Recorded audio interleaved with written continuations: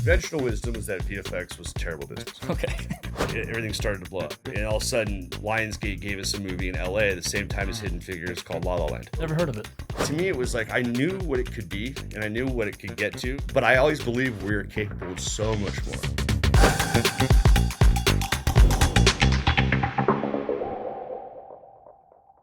Hey everyone, it's Drew from Moonshine Post, coming to you from the vibrant city of Atlanta. At Moonshine, we're all about storytelling, collaboration, bringing visions to life, whether it's for the creative agencies, the big studios, or passionate indies. So come tell your story with us. Today, I have the immense pleasure of hosting someone who's not just a strategic partner and a friend of Moonshine, but a true visionary in the realm of visual effects. Chris Ledoux, founder of international VFX empire, Crafty Apes. With a portfolio boasting masterpieces like 12 Years a Slave, Doctor Strange, Hidden Figures, and The Greatest Showman, Chris's impact on the business of VFX is profound. So we'll delve into the intricacies of post-production, building an empire with artists, and the future of VFX, as well as Chris's exciting foray into AI. So buckle up as we embark on this insane conversation with the ever-entertaining Chris Ledoux.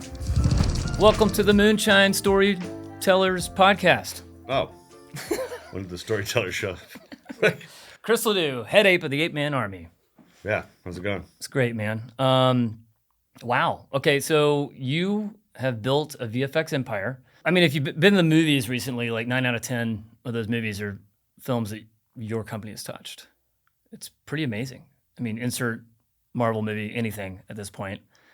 You guys are industry leaders. I do want to get to like how that came to be, but more importantly, I want to know, how the hell did you ever escape Alaska? Why are you not working in some cannery or fishing off the coast or working at the last surviving blockbuster?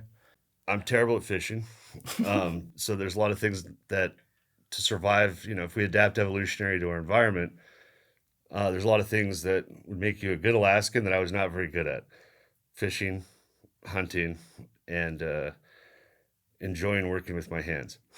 So it's, I love Alaska and that's where I'll end up someday. And I still go up there, I got property there and family. And I just, I just wanted an adventure and working in visual effects and production because I was a one-man production band in 2004 when I got the call to go work on a movie in San Francisco. And I wanted the challenge of being, there wasn't a lot of us up there. So there was no one to learn from. We were all self-taught and a number of us made our way down and became successful. But I wanted to, the best thing to always do is, go someplace where you're the stupidest person in the room. And it's pretty wise. Everyone in that room, you will be the one that benefits the most. And so it was a challenge. And yeah, I felt very stupid for a very long, long time. And now in my new ventures, I feel stupid. And when I feel stupid, I know that good things are around the corner. Yeah, sucks to be the smartest guy in the room, for sure. Yeah. It's actually a dangerous place to be. Yeah. I'm told. No, it's... that's only happened to me, I think, in an AA meeting or something, but no, who the hell would go to that? Oh but like God. Within that AI space, yeah, when you're surrounding yourself with people that have such a breadth of knowledge that, it just like crumbs on a table, it just falls down there. And I'm like the dirty field mouse, just like, yeah, I'll take more of that, and so anytime you're willing to sacrifice pride, the amount of growth you get in return is always inversely proportional, Well, let's take it back to you said you're making the commercials. Was that Fairbanks or was that? Yeah, it was Fairbanks. I was in Fairbanks. I was in a... So, but you're from Kodiak, from the island, so even more remote.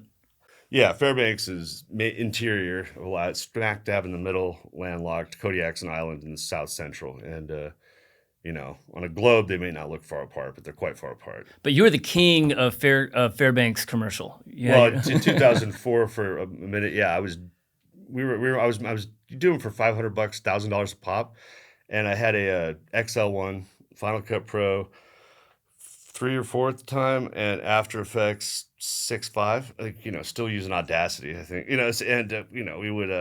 I think actually Apple at that point had released that whole suite for Final Cut Pro. So you had DVD Studio Pro, you could author DVDs and built a company off that. Yeah, that's what I did. And so I was a one-man. I was a very I was a trailer park version of Moonshine. Just one guy in my 99. So does that mean Ford Moonshine's Escort. a trailer park version of Crafty Apes? Well, it appears to be corporate condo version of It's nice in here. Yeah, no, it's the Yeah, it's a condominium version, but I was definitely the trailer park. I mean, it was like I had a 99 Ford Escort with a stick shift that me and my brother used to rally, and I would just carry my equipment around, and old G4, pre-cheese grater. Yeah. And yeah, you just knock these commercials out for 500 a pop. You can make them in a couple hours. You'd go shoot some talking head, Fairbanks, Toyota, blah, blah, blah. And you were doing that while you were in college, or did you just stick around and do that? Well, I graduated my bachelor's in '01, but I was in college from grad school, but mainly because I found out that, turns out college loans are low interest. And if you do it right, can double as a low interest business loan. Smart motherfucker. I love it. So was that your film school? That was my version of film school, yeah. Yeah.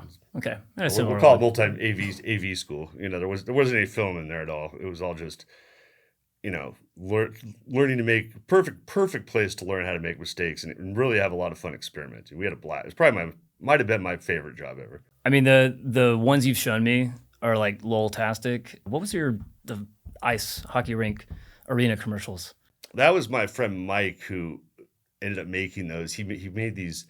They ended up on Tosh.0 and all these things, and I'd helped him out, and it was like a polar bear, and he had like a vendetta against the other team. It's University of Alaska Fairbanks. So down here it's go Dogs. Up there it's go Nanooks for hockey. And so for the it was the intro that played on the Jumbotron before the game and got the crowd rallied. And it's my friend has a taste for 80s action schlock, and so it was all about the destruction of our rivals in Anchorage with a polar bear from outer space, and that has a rocket attached to him somehow. And he was also flying an F-16 at some point. That was another year. Okay. He evolved. Okay. Anchorage became a crater, and it was like never-ending story. Like the whole universe was dead except for this piece of Fairbanks. And but yeah, we used to just make all those commercials up there with from nonprofits to businesses and politicians. I mean, I would work with a lot of. Alaska's a tiny place. It's only 700,000 people there, so it's tiny, and so you'd get to know everybody. So what do we call you then? Alaska's deadliest catch? Oh man, that'd be a horrible nickname. So then, like those were. I mean, you were the one man banding it, so all of it: directing, sales, editorial, VFX. What was the move into VFX that actually brought you to the lower 48? A friend of mine named Ben, he had the job at the TV station in Fairbanks. He was the guy before I got there. So he moved a couple years before I did, and I took over his job. Wait, you were running the TV station and the TV doing the commercials? I was doing the production. Okay. So what I did is my boss was a hilarious guy. Now, I was 20. I left when I was 26, but I was 23 to 26 as I did this. And the boss was, from my point of view back then, an old guy. I'm like, he was like, oh, he's 36. And he still wanted to party.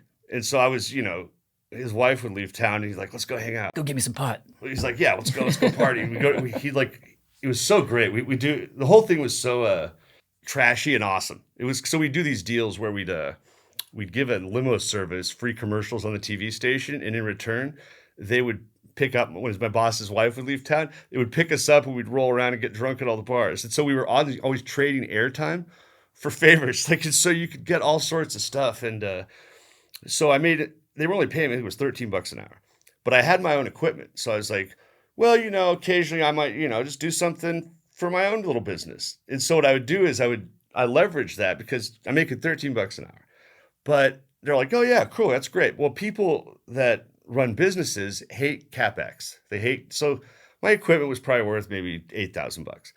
So because they didn't want to spend $8,000 and I'm bringing my own, well, that meant that kind of in perpetuity, I could just go make 500, 1,000 a pop whenever I wanted. So I had opened the door. And so that $13 an hour was nothing. I barely even noticed my paycheck because, I think by the end, I was making 30 grand a month. And I was 26, and I'm like, I'm just crank, because I started doing corporate video, and it was just like, man, this is amazing. And there's no one up there. So I was getting oil companies and Department of Defense, Missile Defense. It was like, and so.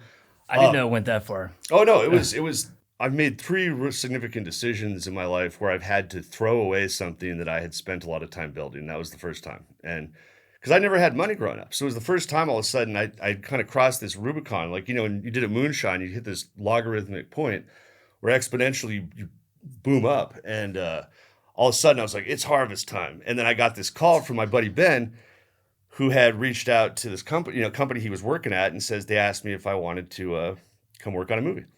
It was late summer 2004. And I said, well, what's the movie? And they said, it's called Sin City. And the company was called The Orphanage, which in the After Effects world then was legendary. Yeah. And I was like, oh my God, it's the big leagues calling. I'm getting called up to the bigs. And I'm like, but I just made all this. And so I had faced with this conundrum now. Do I keep this thing that I've built, or do I go to the next level? And it was, I pictured my life. I think I was 26. I pictured my life at 36 going down both paths. And I imagined life at 36 if I had done each choice. And Fairbanks, the choice was, I'm like, oh, I'll still be doing the same shit. It's now the 10th or 15th year of this annual event I've done or whatever, some Fairbanks marathon or something. And the other path, I had no idea.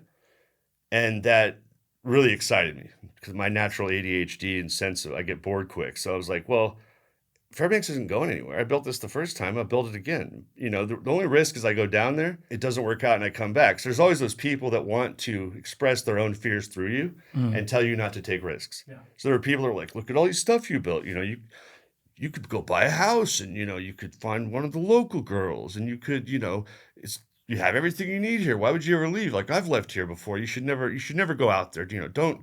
But what was compelling enough outside of that dream? Because I wanted to see how good I could be. I wanted to see I wanted to be, I'm one of those weirdos who loves After Effects. I loved making motion graphics. I loved creating, I loved making local commercials. It was fun. Like it sounds bizarre now, but I would have so much fun creating new ways to communicate things and funny take, I love juxtaposing stuff. Like I had one series where I had all these 30-second commercials, and I did 20-second commercials, and then I ran 10 seconds of credits.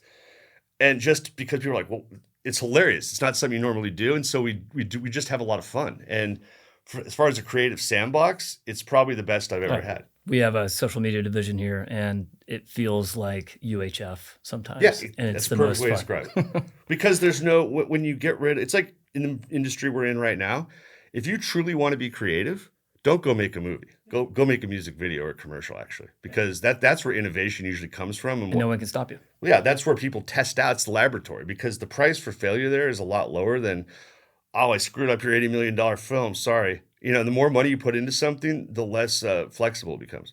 Well, yeah, it also goes in the whole thing of hiring people for safety versus that person will go off the rails creatively. We can get to that, but I mean. No, it's, with the more money you have in something, the less flexible it is. And it's because everyone gets nervous about, their investment. Well, okay, so you made it down to lower 48. You are the oldest of four brothers. Mm-hmm. You still have family up in AK. Yep. But eventually all four of you migrated, and eventually all four of you got into VFX. But initially it was just you and Tim? So Tim was a much better student than I was. I think he was valedictorian of his class or something. So he ended up going so I went to college at Oregon State and Alaska. I'm 4 years older than him. And when I got down to San Francisco in 2004, he was about finishing up college at Westmont in Santa Barbara, which is a very, very exclusive private college in Santa Barbara. But he had a full ride scholarship from college to a grad school, and he had gotten a scholarship to college from high school. So he's graduating right when all of a sudden I'm taking off in this career, and then you're following your passion and he's graduating. Yeah, and then so I moved 9 months later. After San Francisco, I did a couple movies there, and then went to Los Angeles. So Orphanage is in San Fran. It was, yeah. Okay, cool. It went out of business in 2009, but I moved to San Francisco. I moved to LA in 2005, fall of 2005, after being in San Francisco, and started doing stuff there. And the guy Ben who had linked me up was there too now, because he actually lived there. It was the San Francisco gig was temp for him, and then Tim called me one day, and after doing his first year of grad school, and was like, "Hey, I'm thinking about maybe getting out of this. Do you think there's anything in your industry? I'm not sure what I'm going to do." But he goes, "This doesn't feel right." So he made his own sort of putting to death his thing he had worked so hard for, and which is one, those kind of choices are some of the only choices I've ever made where I'm actually proud of myself. It's like, oh, I beat the level. So he sacrificed his own thing that he had built, and which is funny because when you actually do it, he's the same way I am, where you don't even think about it. That's kind of a theme here for you until you. That's kind of how we open the conversation in the middle of sacrificing some other thing. It's, and it's not it's not I can't remember, what was it, that Isaac Jacob God said. It's not that. It's more. It's just like if you build something successful, in a lot of ways, it can become its own prison. Sure. The bigger, just like the movies, as they get more expensive, there's less flexibility. The larger the empire you build, the harder it is to turn around, and like a super tanker. Well, but before you guys move down there and get to the obvious origin story of Crafty Apes, was Tim, Marky, and David ever involved in the funny commercials? David was with me in Fairbanks, so he ended up going. Tim was in Santa Barbara. David, who's 6 years younger than me, ended up in Fairbanks with me for a couple of years, and we would making commercials with David for that, this couple of years, some of the best times ever. It was a blast. I mean, we just had an absolute ball making, because he's just out of, he's just out of high school. Yeah. And that's awesome. It's a new place, because we all grew up on an island, and, we travel and stuff, but still it's like when you spread your wings, it's, so we had a blast up there, and, now, last 6 years, 7 years, we've been working together again. Because, he came down. And then Mark, who's 10 years younger, I eventually worked with the Crafty Apes. So it was, but yeah, we had all played around with media. If you go back to our house, there's VHS tapes upon VHS tapes from sometime in the 90s and late 80s of us making some hilariously bad skits. And, so we've always had similar interest in that respect. I love that. With how's the family business dynamic contributed to the success of Crafty Apes? It's interesting. It's a ton. Absolutely. Crafty Apes wouldn't be anywhere near the scale it was if we were not all watching each other's back. And from what I've seen, it's one of my favorite things about y'all. Yeah, there's a weird, we'll call it an irrational transaction. There's something so a lot of people, I run into this all the time, where people have an idea and they want to start a business, and they're very solo about it. And what happens is there's so many things to take care of that if you don't find someone to partner with to cross over all those things, and because we all have strengths and weaknesses, that you get so bogged down in minutia that it actually stymies the growth of the business. And I know people that are like, but I have 100% of the business. And I'm like, okay, what you have is a personal pan pizza with those stupid 4 slices. And I have one of those weird, I don't have the whole thing, but I have one of those obscene things you see at college towns where it's it's 10 feet across and but I'm I have a piece of it, but it turns out in terms of area, this is 10 times the size of your personal pan. But that's once again where, pride, fear, control, people want that so badly, and they end up stymieing their own growth, very to their own detriment. But, a lot of people will prefer to have a world that they can control and understand that's nowhere near as cool as interesting as some other world, as long as it makes them comfortable. And people love comfortability, and comfortability is pretty much the enemy of everything. I'm the oldest. You're the oldest. Some of the best moments entrepreneurially are, waxing with talking business with my sister, who's also an entrepreneur. Not my business partner. I have a wonderful business partner, as you know, JP.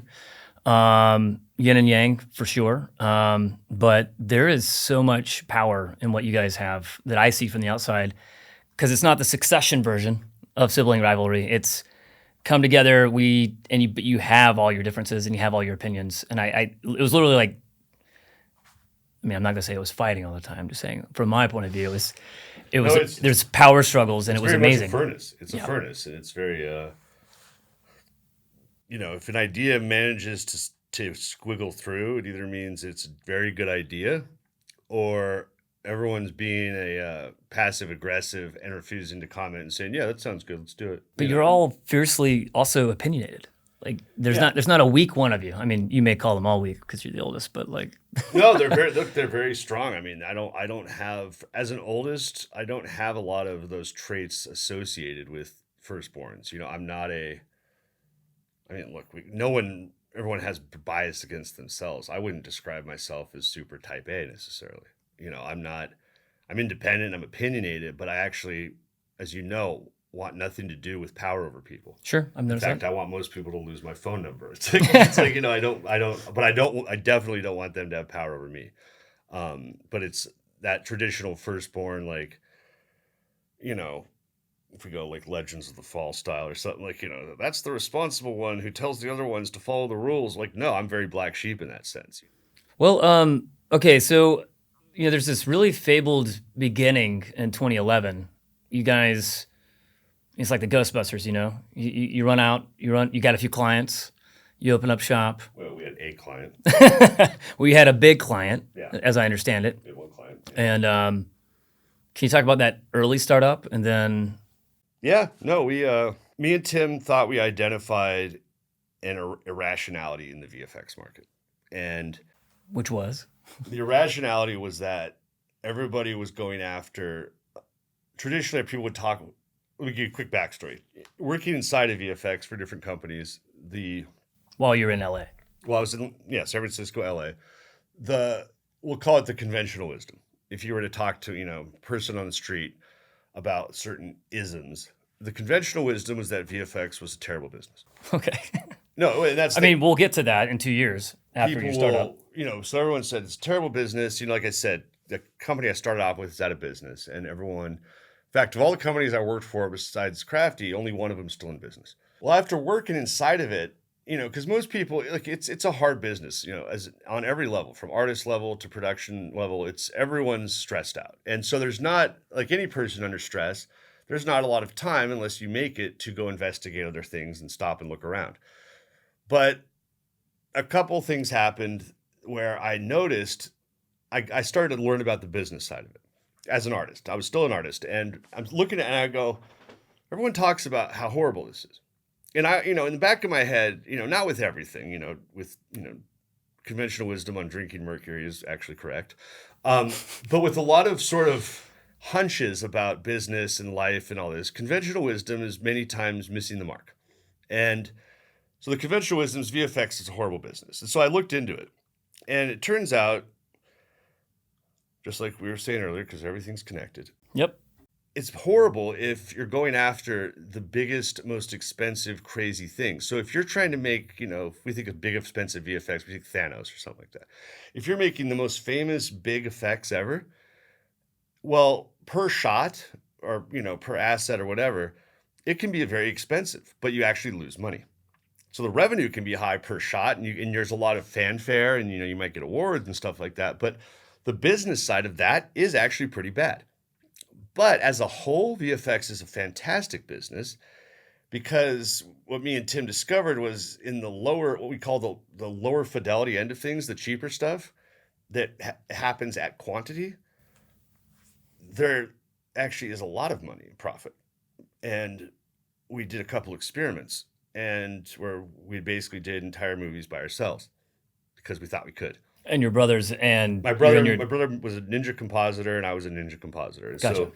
So we weren't doing a lot of heavy CG, but that's what I'm talking about. I'm talking, a lot of pure compositing or very light CG stuff that is in every movie and becoming more and more and more and more every day. But people didn't argue about it. So when you're making the biggest, fanciest thing, there's a spotlight on it, and so there's this irrational play that comes in. That's all very psychological. So. I've worked on shots that where the shot itself might have been a 5-second shot and cost $250,000 for one shot. There's shots that cost $1 million. These are at the very high end of things. But so if you look at those, if someone's paying that much money for something, they're going to look extra hard at it. So if you go stay at the Ritz-Carlton tonight, you might actually, unless you're like there every day and used to it, you might look around the room. No, I'm not this kind of person, but most people are. If you're going to go buy a Mercedes or a high-end car, you're going to go look at it and look for any dings, and look closely. If you're staying at the Motel 6, or in a hotel that charges by the hour, you're probably not inspecting it too hard. And so function, man, only function. Exactly. So it turns out where people make a lot of mistakes is they're thinking there's a time to think about integers and there's a time to think about percentages in statistics and business. And in pure business, what matters are integers, total revenue. Doesn't matter. I mean, McDonald's makes what, 2 cents a burger profit, but the quantity is such, well, they make it all off their Coke and property taxes. But like the number in pure terms, if you said what, in just a vacuum capitalistic sense, well, how is a business successful? Well, it's just pure net profit. What is a net profit? But what people do is to get there, they make an abstraction of like, well, what's our profit margin? So margin is a percentage. So there's this irrationality that people engage in where they're like, oh, well, we did this high-end shot, and we got $250,000 for it. And I'm like, yeah, but it cost us $300,000 to do the shot, or it cost us $225,000 or whatever. And you start looking, and there's only a handful of those shots. Whereas these cheaper shots, I'm talking about shots done for $1,000 a pop, $2,000 a pop, $5,000 a pop. On the high-end shot, they will, it's called pixel fucking. And I'm aware. Version after version after. I mean, I've been on movies where the average version to final, I think it was on Guardians, James Gunn. I think he posted on Facebook, like, we just finished version 700 and something. But that's usually not that far, but I've been on movies where the average final was version 100 and something. Oh. And so you're under a microscope and over iterate. I mean, the tiniest little things in the shot. Well, you're doing a shot where it's Chris and Drew driving in a car, green screen or whatever, or it's like, hey, can you fix Chris's double chin? Or, he's got gray in his beard, or this is a generalization. People don't really argue about that so much. So because it's not on the higher end of things, there was less argument, and actually the margin was way better. So that when you added it all up at quantity, turns out VFX is a fantastic business. As long as you stay clear of these spectacular prestige shots. But that's where, this is 10 years ago. There have been things that shift here and there. So that equation, just like anything, the equation shifts over time. What was true then is not exactly true now, but it's still true in some ways. But it's that, what I'm telling you is I'm telling you about the truth as I see it in 2011.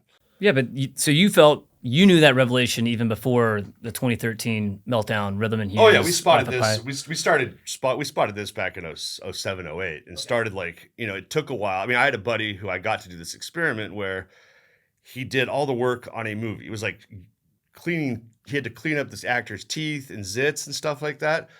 And this other bigger company had bid it out. And then they said, oh, we can't do it. We're too good for that work. But because they're such a big company, the minimum shot was like a lot. And so they said, well, we don't want to do that. So they came to my buddy, who was a pretty well-known artist and supervisor, and said, hey, do you want to do this? And me and him had talked about this theory. He said, sure.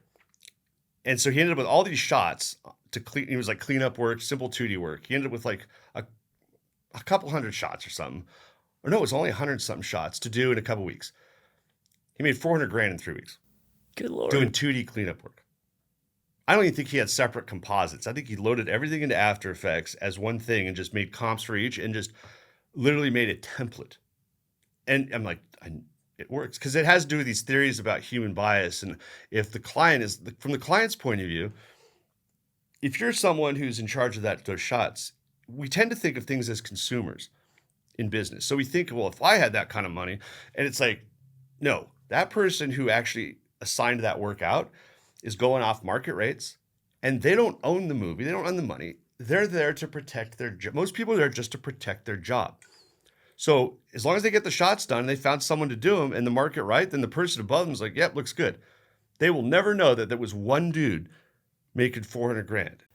Yeah. So does that mean that those are lost leaders, or if I'm hearing you correctly, even factoring that into your business model in 2011, it's steer clear of the prestige shots. Go for the cleanup, garbage in, garbage out. This is very general. I mean, but that was the basic philosophy. We didn't plan on Crafty Apes becoming this big. Yeah. Here's the thing. Me and Tim were doing well, we were artists, supervisors, we were doing fine income-wise. But we were kind of like, well, what's next?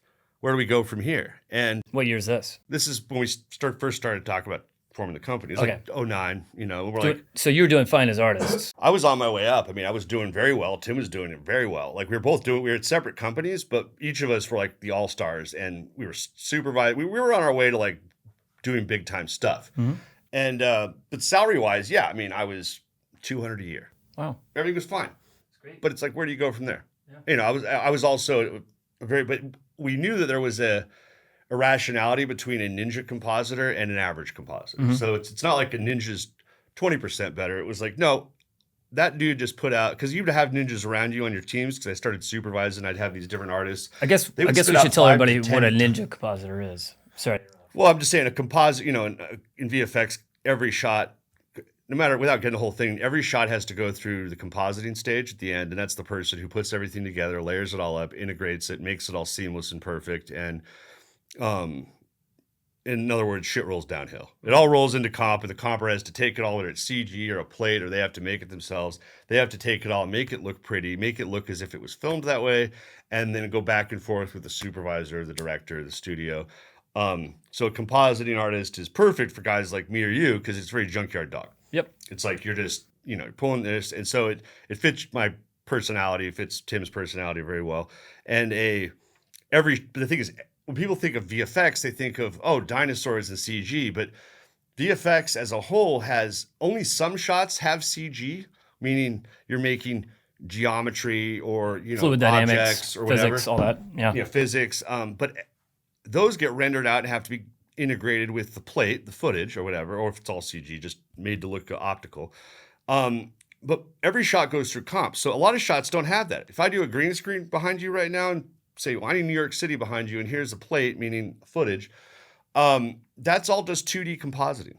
And so comp touches every single shot, which you got to go back further, because in VFX, the individual widget is a shot, meaning from cut to cut in the edit. That's one shot. Those are our widgets. We bid by the widget. Yep. And then we also bid for assets required for CG to build that if we need to. But the shot is everything. And so shot being cut to cut. So having done it ourselves, we knew that a ninja compositor was putting out 5 to 10 times as much work than, say, an average one. And but the thing is they weren't being paid 5 to 10 times as much. So if the going, back then, I think Los Angeles, the going rate for a compositor, as a nuke or fusion compositor, the best you could get was $65-$70 an hour. If you were a flame commercial artist, you could go quite a bit up from there, but that's very much a different job. But as a film, TV comp, that's as good as, $65-$70 an hour. But that's also the upper end of it. The average person is probably more like $45-$50. But the thing is if you're paying a ninja guy 70 and you're paying average guy 50, but 70 guys doing 5 times the amount of work, well, shit. Maybe we just need a couple 70s. And that's the irrationality. In a completely rational system, it would be completely based on output. And I'm not preaching this. I'm just saying, if in a pure mathematical environment, you would be paid based on your output.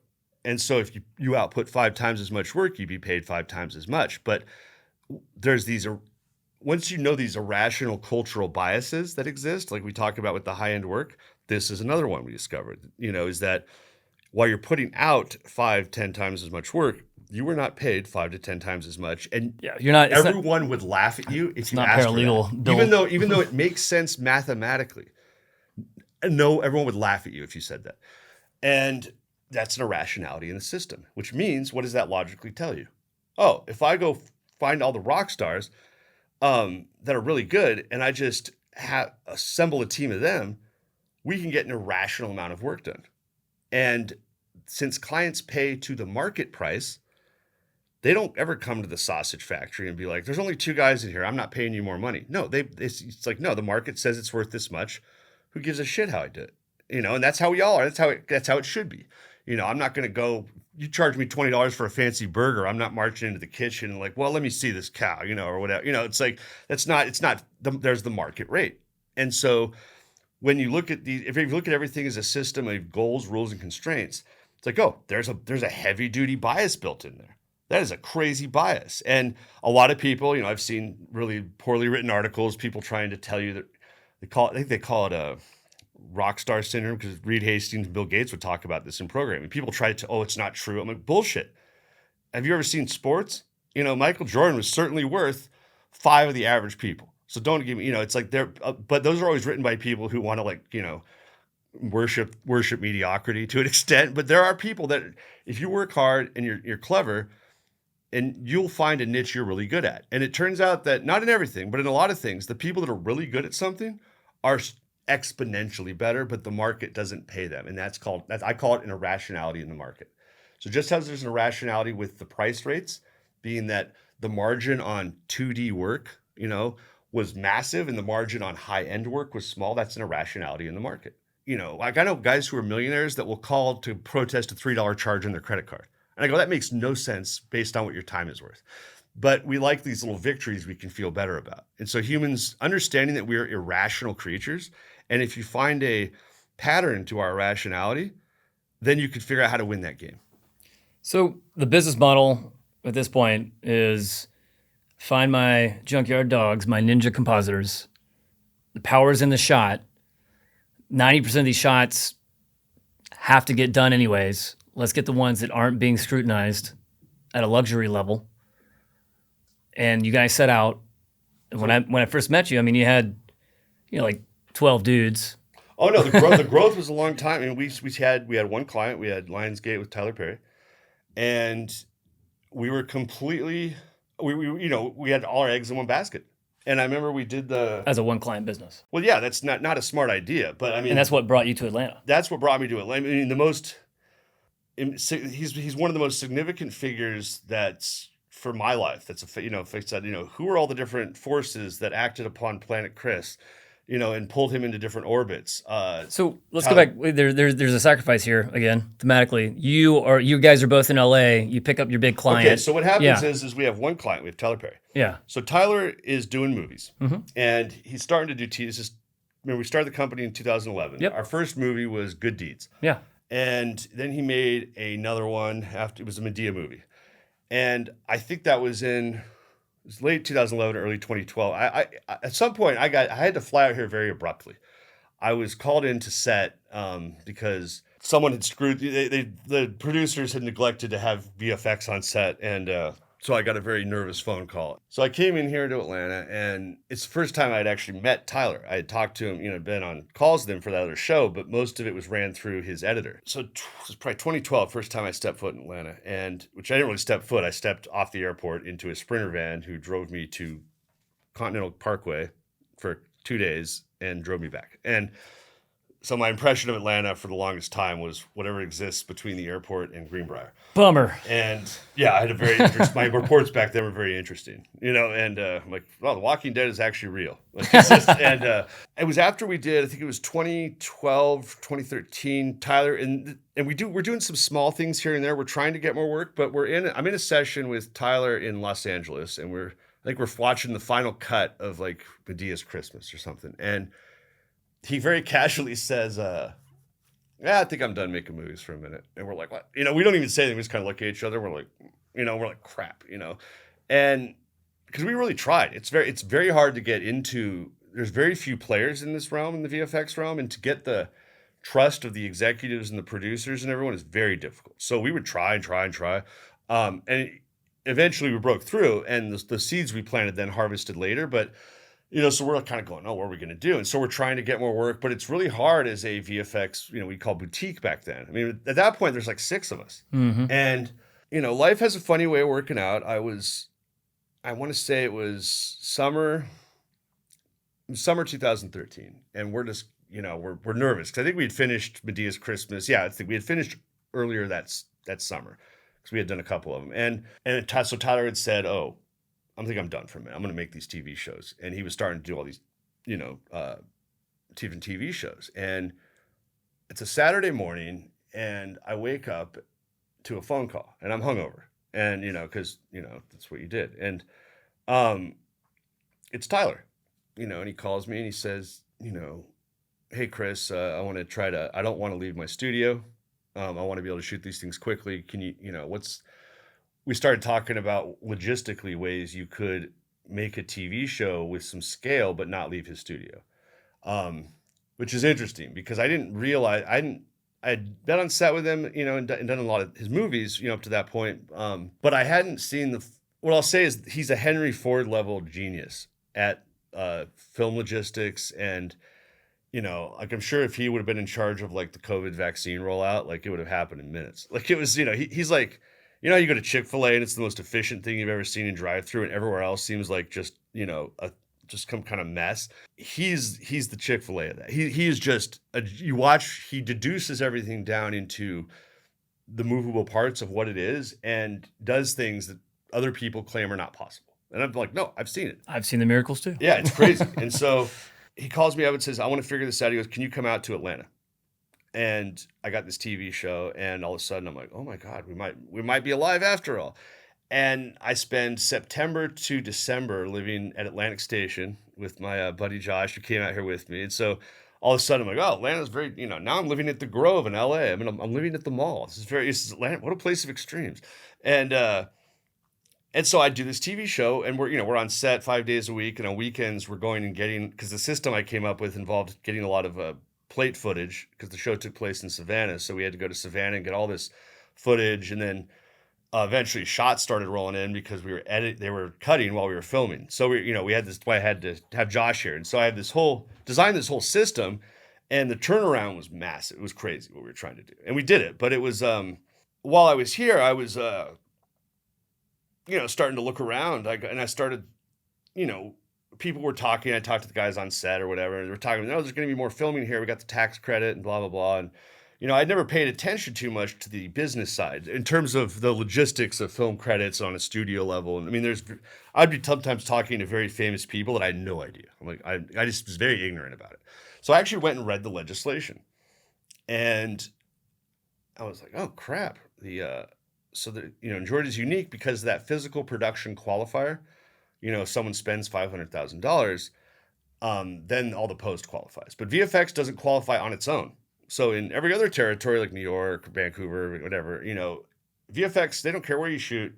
You can get a credit, by doing the work there. Standalone tax credit for the post. Yeah. Here it's, I'll be honest, it's backwards. Or not backwards, just, it's incorrect. And so having that qualifier means that post is now inexorably tied to production, which means it can't blossom on its own, as me and you both know. Absolutely. As having post companies. So I looked at the legislation, I go, wow, post qualifies. But there's a lot of people starting to, 500,000, it's nothing for production, as you know. So I started looking closer, and I looked at the landscape, and I'm like, who's here? I'm like, nobody. And I was like, huh. And, it was like, it's like if you found pull over to the side of the road to take a picture, and you look down and there's treasure, You're looking around like, what is this, a joke? Like, is there someone going to shoot me if I bend down? And you're like sitting there going like, huh.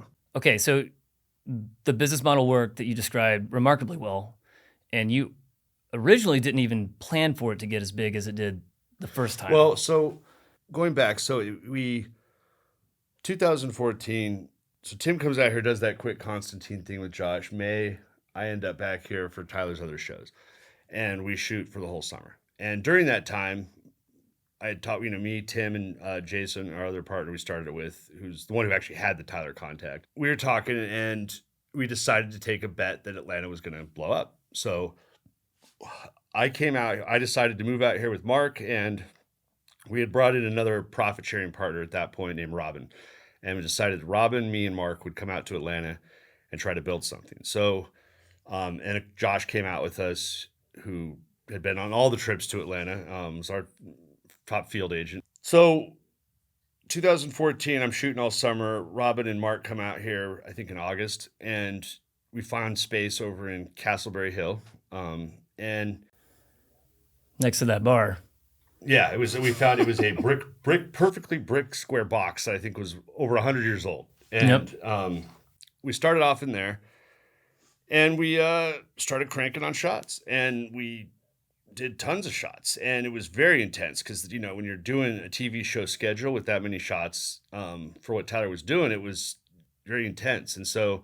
And back then, we could not find, it was so hard to find local employees. There was not, Turner had some people trained for what we needed, but at that time they still had a lot of them locked up. Yeah, it was all, when we'd advertise for our jobs, the people that would apply didn't even realize what the job was.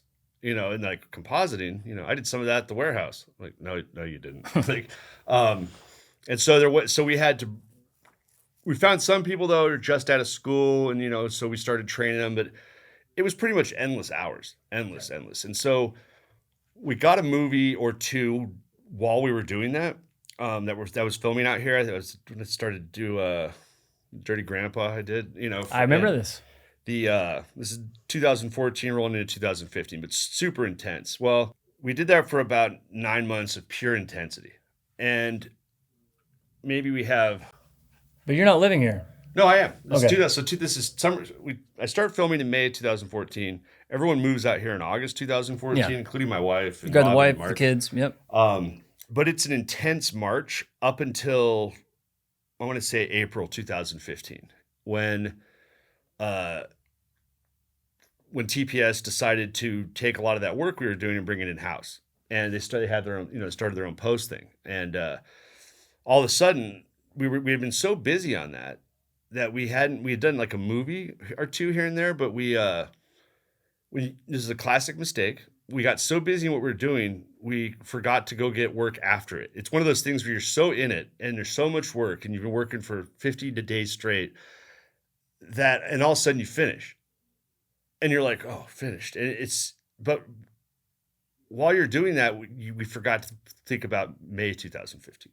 So April 2015 hits, and at this point the company's maybe 12 people, Between both tasks. between both 12 people. Okay. And then all of a sudden there's no work. And it was like you come out of hyperspace. And then you're like, once again, you're back. Because remember 2013 in that summer, we're worried that we could collapse because Tyler wasn't making movies and we didn't have a lot of other clients. And so all of a sudden you're back there. And I'm like, well, am I just back to LA? What's going to, and so we, had to downsize by a couple people, which is awkward when there's only, 80, Yeah. you got, so it's, so it was a struggle because all of a sudden this client that was our massive revenue person from, not that we were making massive revenue, but for what we had was like 90% with this person. Blessing in disguise though. Because that happened, we were no longer completely, for me personally, I was no longer, because I was the one leading the charge on it. And I was so my focus was all there that I couldn't do all this other stuff. Well, at first it was scary, but it was the blessing in disguise was now I was open to go get every other studio as clients. And because Jason was back in LA as our main sales guy, and he would get people in LA to give us a chance out here. And then while out here is where I would be on set with the people and, you bond with them. And, that's when it's that personal thing, personal touch with clients that they're like, no, this is great. And so we did so Dirty Grandpa, it's funny because I went back through this the other day of this led to this causal chain. Yeah. And I did this movie. So one of Netflix's first films was this independent movie. I can't remember the name of it. And we had done some shots that for way cheaper than we should have.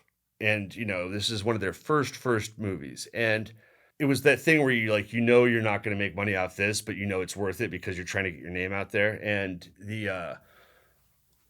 this is so serendipitous how stuff works. It's so funny how connected everything is. So what happens is we do that movie. Great. That's sometime in 2015 we were doing that, around that summer, but it wasn't very many shots at all. So that's why I say when we said we had we had a tiny bit of work, but not much. That was one of them. And what happened is I was doing that, and then we got this one movie in that fall called A Fist Fight for New Line, and it was a comedy with Charlie Day and Ice Cube or something like that, and that went really well. And while I was on that movie, there was a woman who was a travel coordinator in the office, because you're on set, everybody, and we wrapped that movie. And so when you're wrapping the movie and everyone's moving out, and they're selling the set deck stuff off. This woman's name is Sharma. And I just casually said to her, I was like, oh, hey, good to see you. I'll see you on the next one. What are you on next? And she goes, oh, I'm on this movie. It's called, it's actually pretty cool. And our office is going to be in the same office here. It's called Hidden Figures. And I said, never heard of it. I don't, so I looked it up. I happened to notice that there was a producer on that movie who was a producer on the movie where we had done them the favor and done all these shots for cheap. Now, I had never talked to this producer because she was out of New York and she was also quite famous. But because of my lack of knowledge, my ignorance actually helped me because I wasn't intimidated because I'm like, oh, it's like, and I called her up, and her name's Donna Gigliotti. She had done Shakespeare in Love and all. She had been very famous producer. And I was like, hey, I'm so-and-so. I did, this stuff in this other movie for it. She goes, oh, yeah, yeah, yeah. And she goes, like, I heard you got this other movie. And she goes, oh, man, I'd love to have you guys on. And Hidden Figures was Fox Searchlight. And Fistfight had been New Line, which is Warner Brothers. And we had already had Lionsgate because of the Tyler stuff. And then, Tyler's people brought it in-house. Lionsgate was starting to talk about giving us other stuff. That was where Dirty Grandpa came in. So you could see this, there's only so many studios. It's starting to build. And we had helped out Netflix with that thing at their very early stages, their independent production.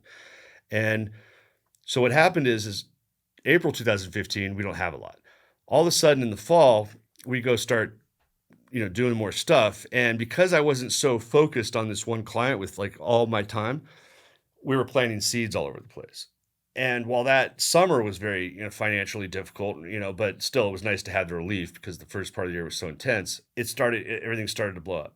And all of a sudden, then at that same time, Lionsgate gave us a movie in LA, the same time as Hidden Figures, called La La Land. So Never heard of it. Yeah. So I was out, I had to go out there and film that for, back and forth. And me and Tim did that. And so him and Jason were with the clients, and, Tim was knocking out a bunch of work, and then I would be on set and I'd knock out work. And then Mark was getting better. His first job out of college was with us. He'd never done visual effects. So from when we first started, he was always there. Now, 4 years in, he was getting pretty damn good. And so all of a sudden this led to this.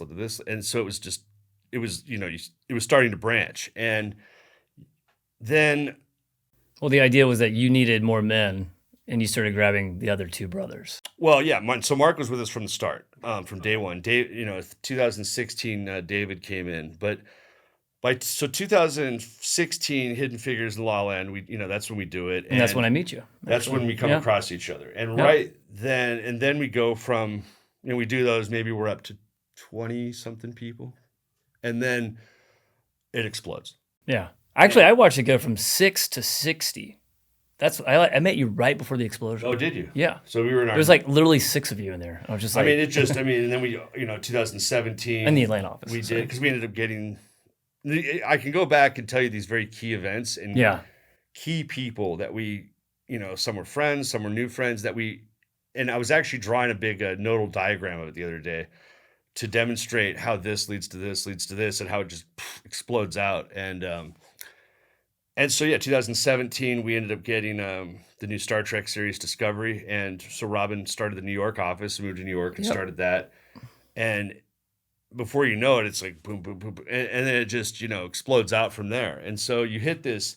So if in 2019, when we sold, I think I need to go back and look. We were at 100 and something people, I think, maybe. And but for the first 5-6 years of our existence, we probably averaged 8 people. Yeah, it's something like that. And so all of a sudden, it's an exponential logarithmic takeoff, and you hit this critical mass, and then all of a sudden, before you know it, you're dealing with a lot of other things that come at that scale, which, management things, and things that are not very punk rock to deal with, and, that I never wanted to deal with. I just remember having a ball. We were coming over to the office. We were trying to make a movie together. You, me, and Marky, and David would, come in and throw his 2 cents in. But then David would be like, I got to go make some more shit boxes, more PCs, more people. Got to make them.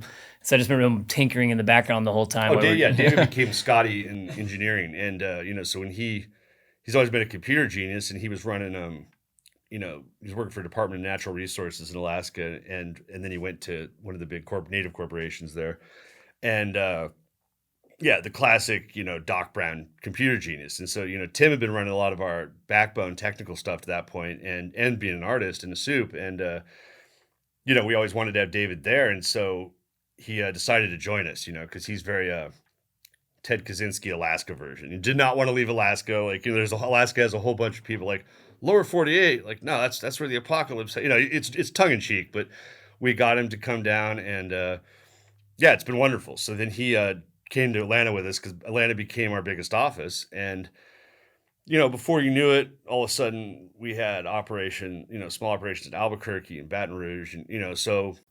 Yeah, that first scale was organic. Something you guys didn't plan for. obviously up to 100 people. And then you did take a round of investment. Yeah, no, people started coming to us, making offers, and we didn't. Look, we're artists and we're guys from Alaska. We don't, So Jason, luckily, who's our other partner, and who's a bit older than us and a bit wiser in some ways, luckily he's had some dealings in a lot of that world, so he had some foresight to connect us with, people to help us navigate that. Because when people show up in your office one day, with a piece of paper and a number, you don't know what to do with it. And you got to remember that we're trying to, part of what's good about, I guess you'd say, our style of tearing each other apart is, it's not nefarious, but I mean, part of what's good about it is there's a certain grounding, which I think, obviously too much of anything is not good. So too much grounding is too bad. Icarus flying too much close to the sun's not good. But it's the fallacy a lot of people make is when they are successful at something, is they think because they're successful at this one thing, that it means they're good at all things. It's a classic fallacy. And so, yes, were we a successful visual effects company, and were we top of our game and proud of ourselves that we're doing large amounts of revenue with very few people and doing it very successfully? Of course, we're proud of it. In a vacuum where no one else was around, and just say any one of us on our own doing that with, say, other random people or something, it would be easy for it to go to your head and for you to get the arrogance that, oh, I'm good at everything, And so what I mean by that is I could see a situation where we would have gotten involved in finance and made a lot of mistakes. And luckily, having, Jason there, this is where his, a little more conservative nature helped out, because he pumped the brakes. We went and did all the right stuff, did valuations and found representatives and, navigated that world. And in November of 2019, sold a majority of the company. And, it was, but going through that entire process was hilariously educational for me. And for Tim, it was, and Jason, to a lesser degree, but still, I'd never been through anything like that before. And tiring. You already didn't sleep. I saw you get even more tired. Oh, it was stressful, because I would come over and you'd be on the couch, and Marky and Dave would be like moving around you and putting things on top of you. Yeah. It's like the middle of the day. Because you were so at that. When we first started the company, remember, I always wanted to make movies, and the punk rock phase is obviously, that's the golden age. That's where we're doing a lot of stuff together. Yeah, that's what a lot of the old schoolers will reminisce and talk about with romantic nostalgia, and it's those, that time in any company's existence when you're a bunch of people in a garage just trying to make the thing go. And it's real. You were sitting there on life or death. And it's like, if I don't do this, we'll go out of business. And, like I told my wife, who, thank God she exists and thank God she came out of production, because, we had, what was her first child 3 months before we moved to Atlanta. So May of 2014, when that kid's born, I'm on a flight a week later to Atlanta. And she's in her late 30s with a kid on her own, going, what is this? And, we told her, we came to an agreement that, hey, it's going to be hard. I'm going to handle this. You're going to handle it. And then, but here's what it's going to take. If we do this, it'll be worth it.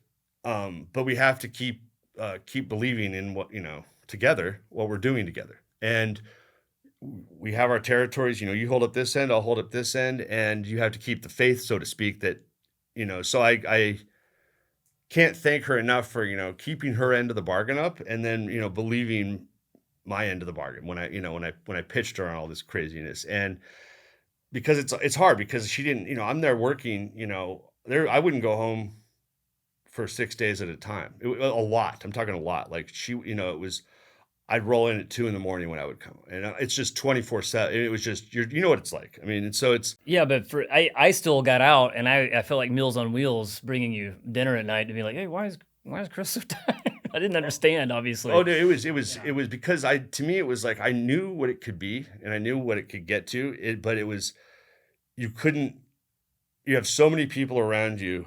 I always imagine people as planets exerting gravity on one another. so many people around you trying to normalize you.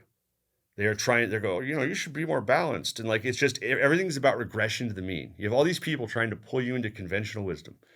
And I'm like, you guys, where does all this conventional wisdom come from? It comes from the peasant class. Like, these are what peasants say to each other to help glorify their shitty existence. It's like, this is why the aristocrats actually planted these seeds to make the peasants happy with their crappy existence. And so they wouldn't ask for more. And I don't want to be. I'm not an imbalanced person in the traditional sense. If I'm tired or feel sick, I'm not going to redline myself to death. It's like, but I always believe, like goldfish growing to the size of a bull, we are capable of so much more than what we're told we are. And that gravitational pull by the herd to the mean is a pull into mediocrity. You already said it. Your personality matrix did not accept the programming. Yeah, I think it's just absurd because I've seen, I've seen how much more we're capable of, and now we were sitting there proving it, and my wife, she kept the faith, and so it all worked out, and but that's what it takes. You had to be able to believe and see. You had to just be able to simulate what all this would lead to, and so when you're that close, as we were, and at that point, just human emotion, everything's amplified. So the punk rock phase, leading up to the Cell in 2019, you were already talking about the not cool part of management and that comes with scale. And all it's you do what you have to do. It's just not I call everything position theory, like football. We're all designed to play certain positions. I am very good I'm good at artist in a cave, leave me alone, let me do my 100 shots, and I'm very macro strategy, like, let's go to this territory and do this. But that middle area, like straight management of people, I detest it. It's just not my natural position. Like, people, what should I do? I'm like, well, you don't know that? Like, I can do it when I'm forced to. I just don't enjoy it, Well, I'm going to come back to the fact that you still didn't leave the box even after the buyout, but you pulled it off, and you did the thing, and you bolted on a corporate management system onto a very large company that was already tens of millions, and then you doubled or tripled it again into a behemoth. You moved into Canada. You became a North American. Did you move anywhere else? I'm sorry, I don't know. We're now in London. Okay. And, wow. Overseas. Yeah. Incredible. No, it's been a wild ride, because what happened is right after we sold, COVID hits. Yeah. March 10th, we sent everybody home. Now, luckily, we had a couple things fall into our favor here.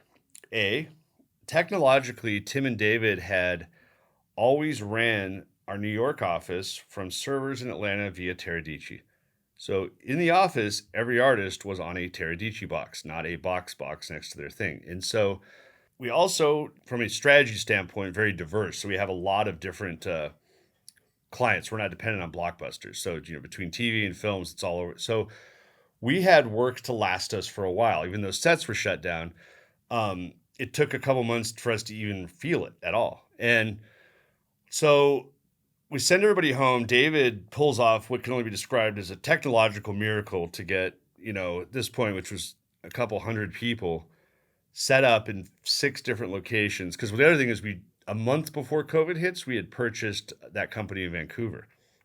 And a month in, and so it's why, it's absolutely, I think we closed maybe a few weeks before COVID hit.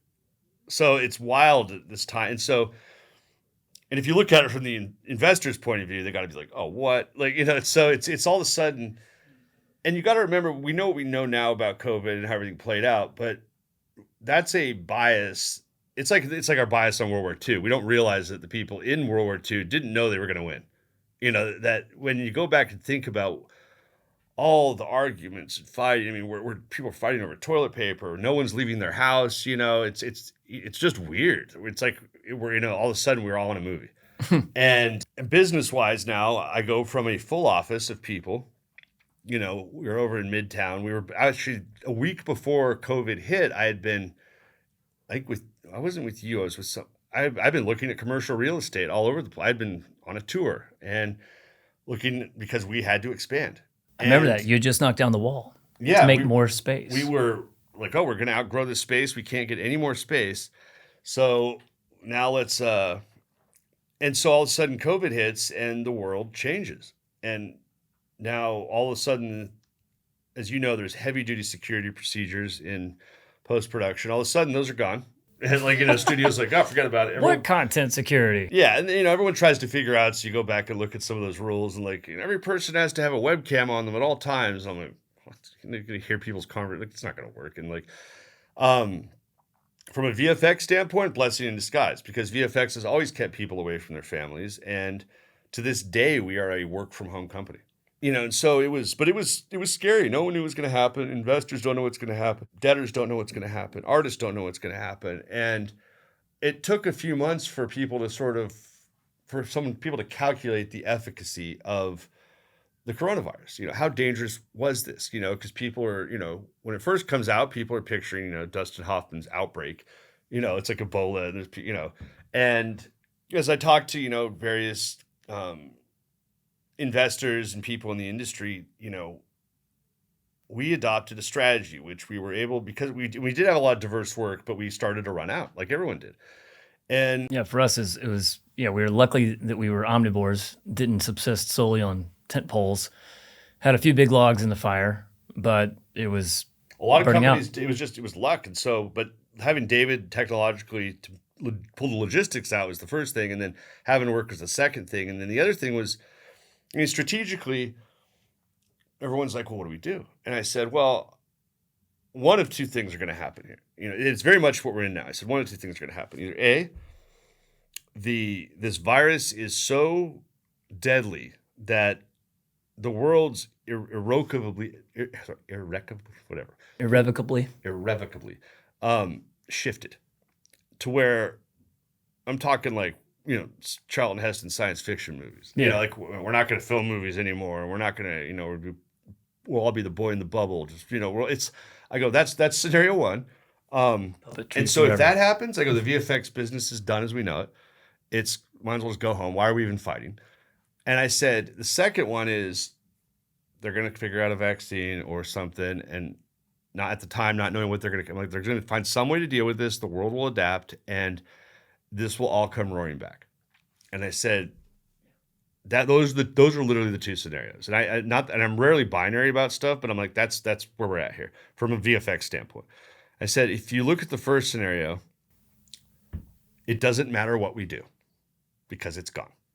If you go to the second scenario, then you're going to need a crew of badass people to be here to deal with that onslaught of work, and there will be a lot of it. And I go, because when I'm talking to people in the money world, I can never talk to them about the human side of it because they don't give a shit, and this is their job too. I'm like, but from a management style standpoint, I go, because a lot of people now, if you're a regular employee or even a supervisor and the company's running out of work and COVID's around, you have a lot, if you look at it from their point of view, because this is how you're successful in anything is empathy. So if you look at it from their point of view and you're an artist and you're going, well, am I going to get laid off? Am I going to be able to feed my family next month, pay my rent next month? And so what I said to everyone is I go, if you keep everyone together, and look, we can spread out the pain and put people on 4-day weeks here and there and do whatever. If you spread it out, I go, when the work does come back, they're going to remember how you treated them and that you held out the olive branch, you took a risk and floated them when you didn't have to. And they will be loyal as stuff comes back. And that's what happened. And because when stuff came back, we exponentially grew again. Except 2022 coming to 2023, you're still on the box and you refuse to not be an artist. You're an artist running this company. Yeah, I mean, I love the work. It's just a personal philosophy that. Why didn't you hire someone better than you? I did, but there was too much work, and so it was, it's weird. And maybe this is wrong, but you had the resources. Coming out of the trenches, it felt weird to ask people to do things that I couldn't do myself to at least understand. I've always resented that. I think every member of the proletariat class has resented that at one point, where someone's asking you to do something that is highly skilled and they have no idea how there's like, just get it done. And there's this resentment that builds. So that skill set, and I know what gets you to one skill doesn't get you another, but sometimes it's just a matter of jumping in and getting your hands dirty. And because the difference between a happy client and something crashing and burning can be literally someone who knows what they're doing jumping in for a couple hours. It's people think of things as this, once again, the conventional wisdom is this even distribution. Just to assuage the escalation process. Dude, let's put it, if you're a client and I'm the vendor and we have to show something at 6 o'clock today, and if it's 1 o'clock and that thing's not working, if I can jump in and I know how to make it work and the client's like, oh, that's amazing. That's the difference between a business that grows with a happy client or me going, oh, you guys should have figured it out. Well, those guys are on my team. That's my team. It's like, you hit an iceberg. Well, good thing I'm on the top deck. Well, that's not how it works. It's a collective team. So it's like, I didn't ever want to be that far from the work. I think when you add too many, I don't think humans are very good at figuring this out at all.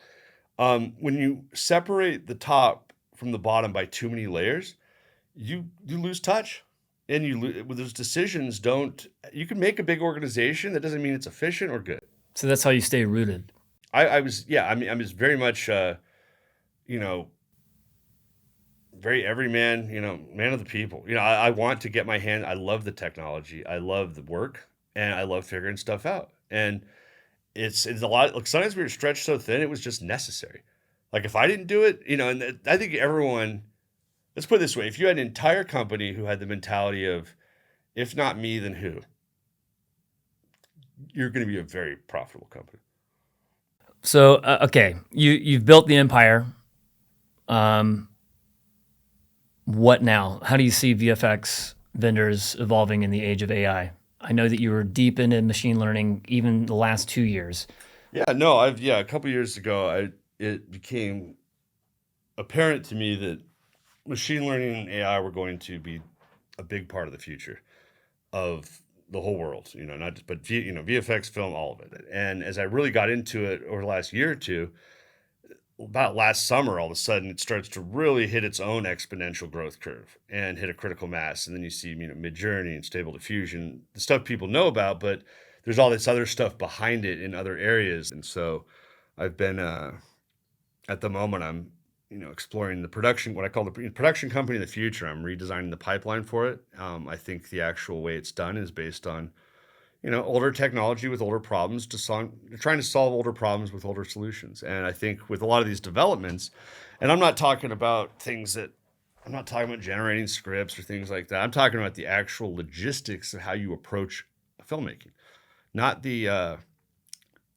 people want to look for their torch to grab onto, like replacing people, and that's not what I'm talking about. Yeah. I'm talking about like optimization procedures for independent filmmakers to stretch their dollars, or studios to be able to analyze quickly the cost for things, so that the whole thing. I'm trying to remove a lot of the guesswork out of it, and not to the point where it becomes a Henry Ford pipeline necessarily, but far more rational, because I think it hurts. It's like what we're seeing with a lot of the strike stuff right now, and what we've seen over the last year or two with some, what's going on a financial level with the studios. Like, it's easy to have an us versus them attitude for a lot of people, but if the studios collapse, then your employer's gone. So I don't think it's good to have this us versus them. It's all symbiotic, and once again, everything's connected. Oh yeah. And you don't want them to be that inefficient. It's better for everyone if they're more efficient and they can actually profit from things and do well, because that means we have a sustainable industry. That's good. And so I think there's a lot of waste in how films are approached, just logistically. I know, and it's no person's fault. This is a natural evolution, and just a lot of these solutions I have are based around tech that's very recent.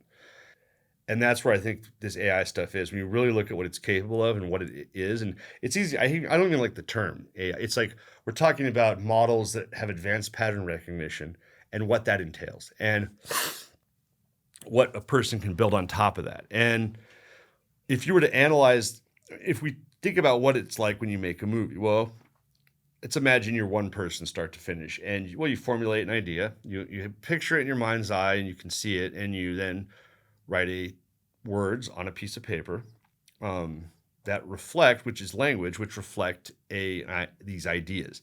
Now, whatever you're picturing in your head when you put words on a page and engage in language is definitely not what is someone else is picturing, unless it's, say, a proper noun. So if I say table, me and you are going to picture two different tables.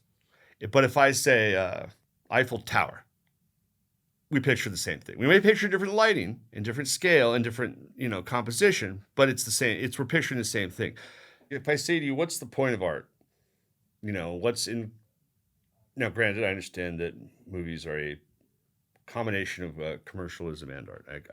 It's a craft. But when any human sets out to make a powerful story that resonates with you're saying something unique about the human experience. I mean, and it's powerful. This is how we communicate our existence. This is how the world shifts. So when someone goes to write and they're picturing this thing, for me, I picture myself in a theater watching this film. That's what I'm picturing as I write.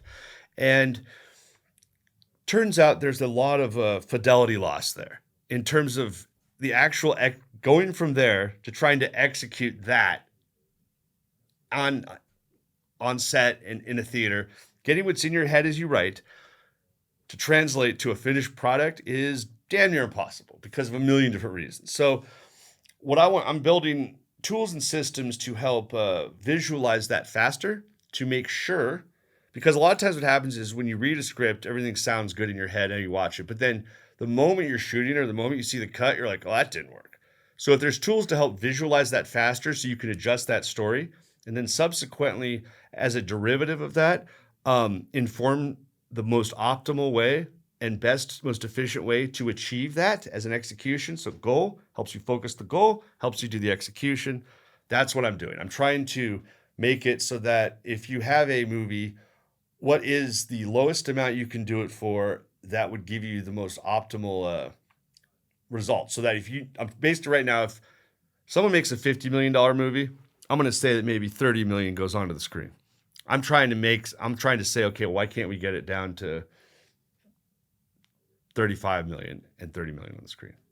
So which if you take that down the line, that means that I want to make it more accessible. I want to see more movies like City of God. Maximum expression for the maximum experience. Yeah, maximum return on the investment. There's too many inefficiencies. I mean, you look at offline. Why does offline exist nowadays? It makes no sense. It's solving a problem that doesn't exist anymore. With GPU power, why does offline exist? It's a film problem. It's solving a film problem. You only shoot film if you're the kind of person who collects vinyl records. And film's like a novelty item now. There's no reason. It's this. If you make a whole new digital pipeline, metadata, once again, the filmmaking process is too siloed. This person's over here. I mean, that's VFX is in a unique position because so many movies, I was there from the very start to the very end.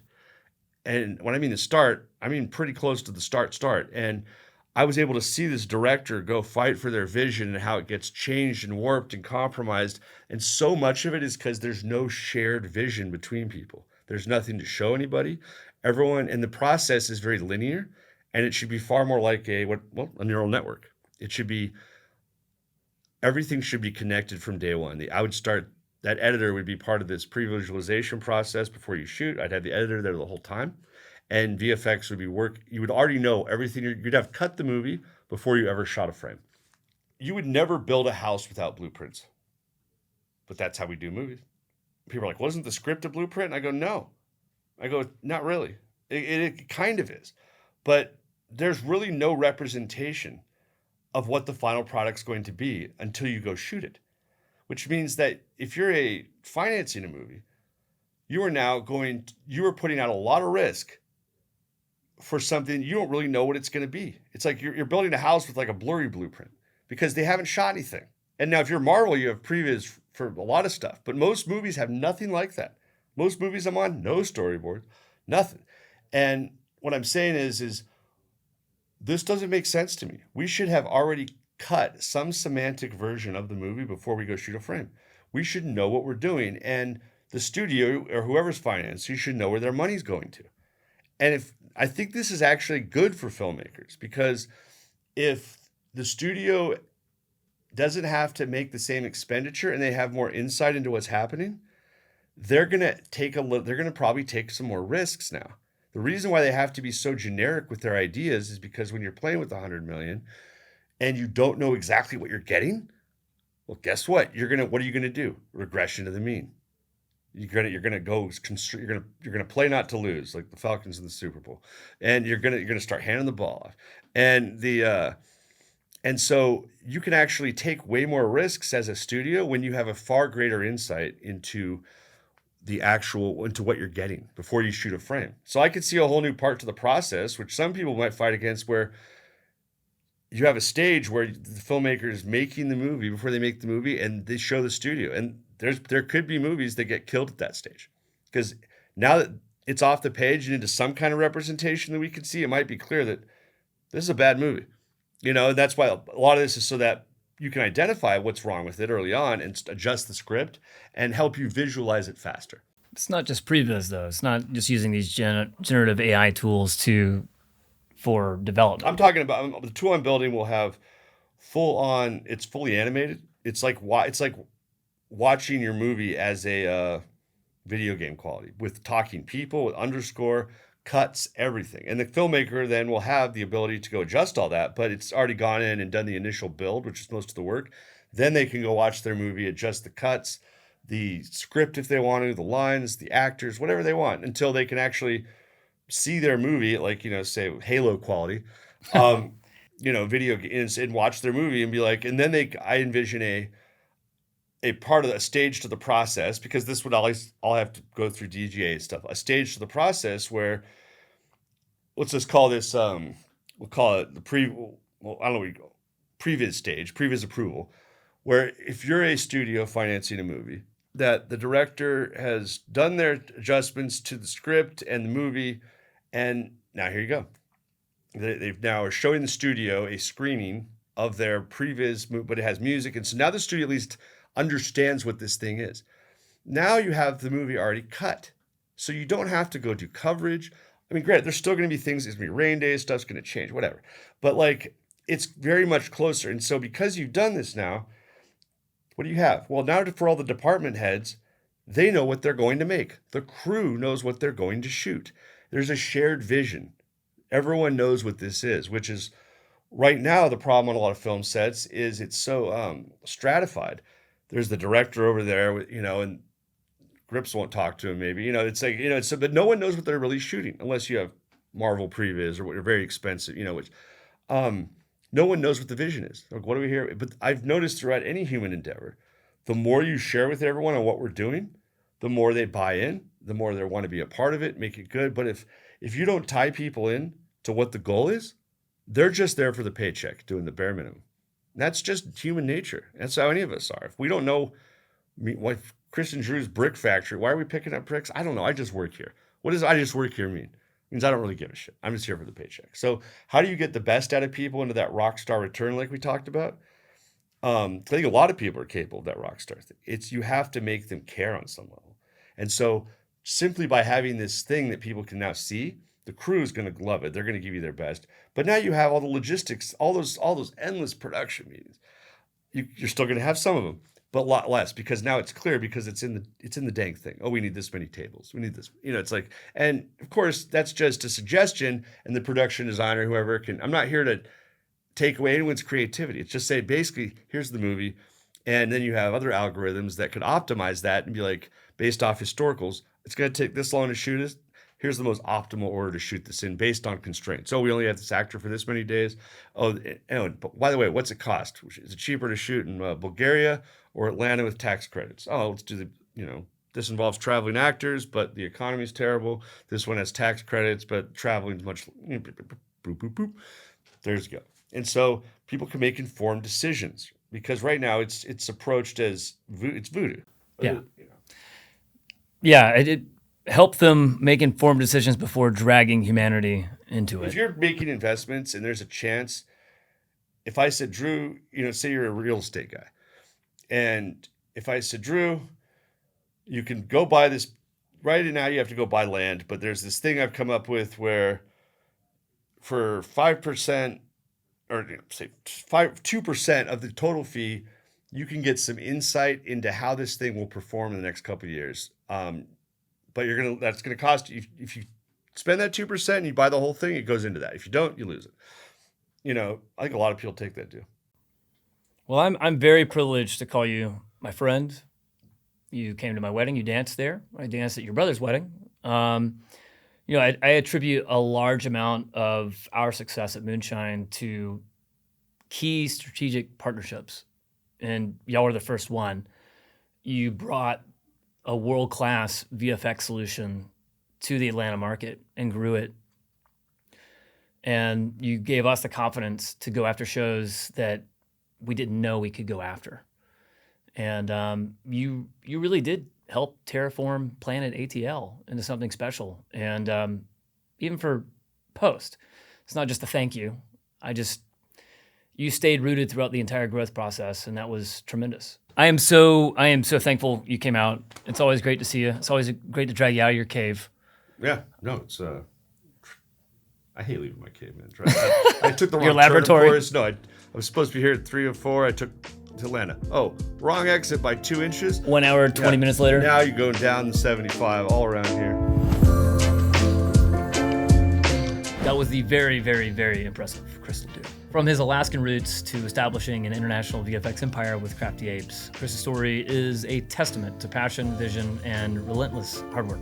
In the world of storytelling, it's visionaries like Chris who push the boundaries and redefine the narrative through strong collaboration and the ability to execute on vision. Until next time, keep innovating, keep creating, and always aim to inspire. Moonshine, over and out.